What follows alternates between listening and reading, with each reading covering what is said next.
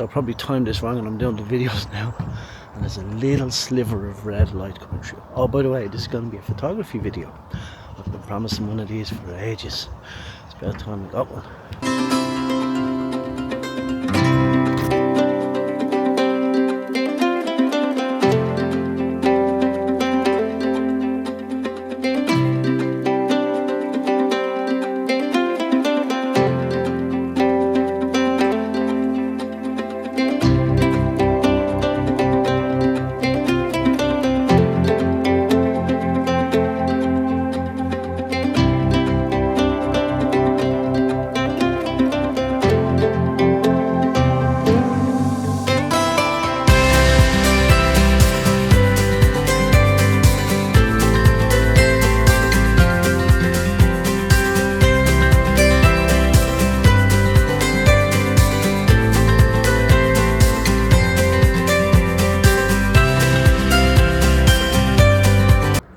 Main route is starting to get a bit busy, so I'm taking a side rod.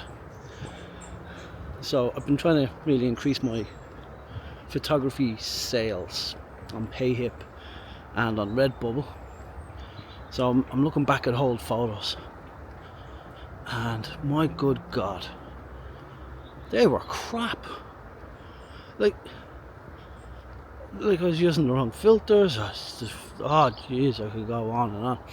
They were just absolutely terrible. Now there was one or two I could find that were doable, but I can see the thinking process of what I was doing. I was trying to figure out the depth of field, and I was trying to do a long exposure, and I was trying to understand photography, and that's kind of what the beginning is all about.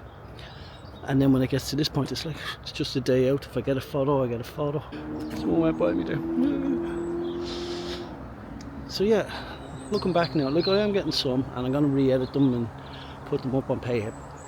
So if you want to check them out, go to PayHip. I'm going to be promoting the hell out of that. Or if you want to actually just skip the whole buying a digital copy and getting a print sent to your house, go to my Redbubble. Both links below. Redbubble is a lot more expensive though. So today we're going to do a long exposure photography. What do we need? Tripod. Unless you know that there's going to be a stale ground there where you can leave your camera, you're going to need a tripod for long exposure. Filters do help. ND or variable.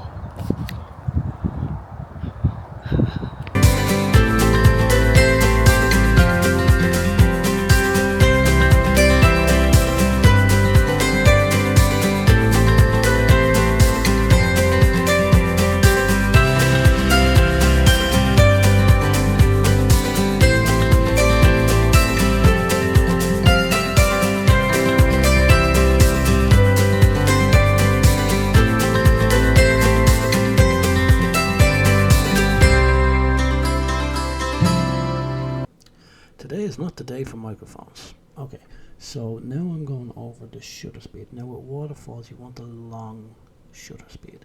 You want that shutter to remain open as long as you can without overexposing it. So the reason for this is the water is moving, and with the camera steady and the water moving, it's kind of blending the water in. That's where you see these silky smooth waterfalls that just look so dreamy and effective, and it just seems magical. But the magic is actually just in the settings.